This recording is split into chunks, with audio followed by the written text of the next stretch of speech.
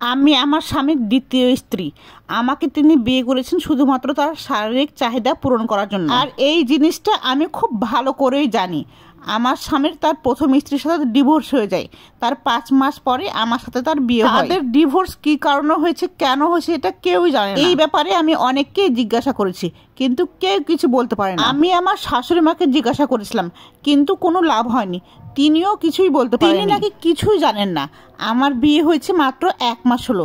এই 1 মাসে আমি যা বুঝতে পারলাম, আমার স্বামী তার প্রথম স্ত্রীকে এখনো ভুলতে পারেনি। তিনি তার প্রথম স্ত্রীকে এখনো অনেক ভালোবাসেন।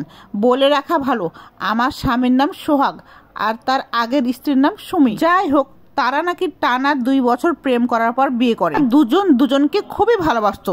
এক পর্যায়ে পরিবারের অমতে তারা বিয়ে করে নেয় এবং আমার স্বামী তাকে ঘরে তুলে নিয়ে আসে। শ্বশুর শাশুড়ি কোনো রকম উপায় না পেয়ে তাদের ঘরে তুলে।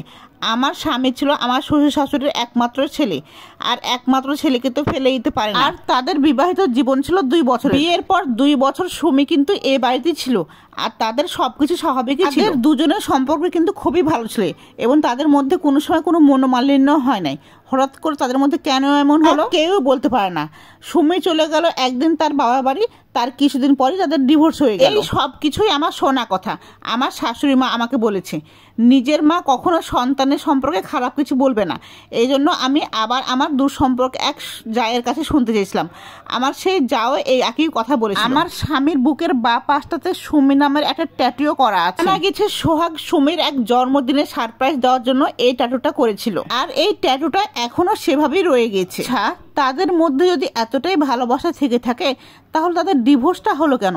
আমার স্বামীর মধ্যে যদি কোনো সমস্যা না থেকে থাকে, তাহলে সুমির ছেড়ে চলে গেল কেন? ডিভোর্সের পেছনে নিশ্চয় কোনো কারণ রয়েছে, এমন কোনো রহস্য রয়েছে যেটা আমরা কেউই জানি না। আর আমি খুব গরিব পরিবারের মেয়ে, আমার বাবা দিন আনে দিন খাই এমন অবস্থা। জানেন, আমাদের কোনো ভাই নাই, 3 বোন আর বাবা মা।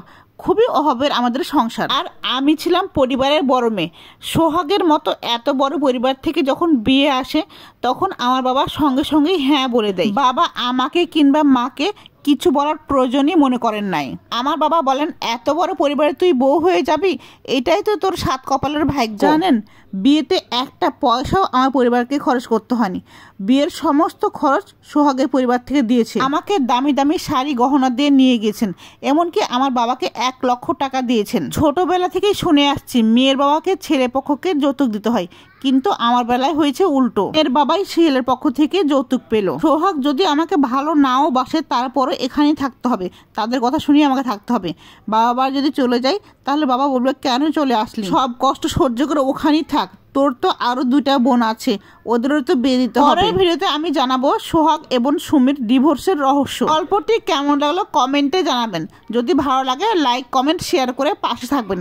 ধন্যবাদ সবাইকে। আসসালামু আলাইকুম।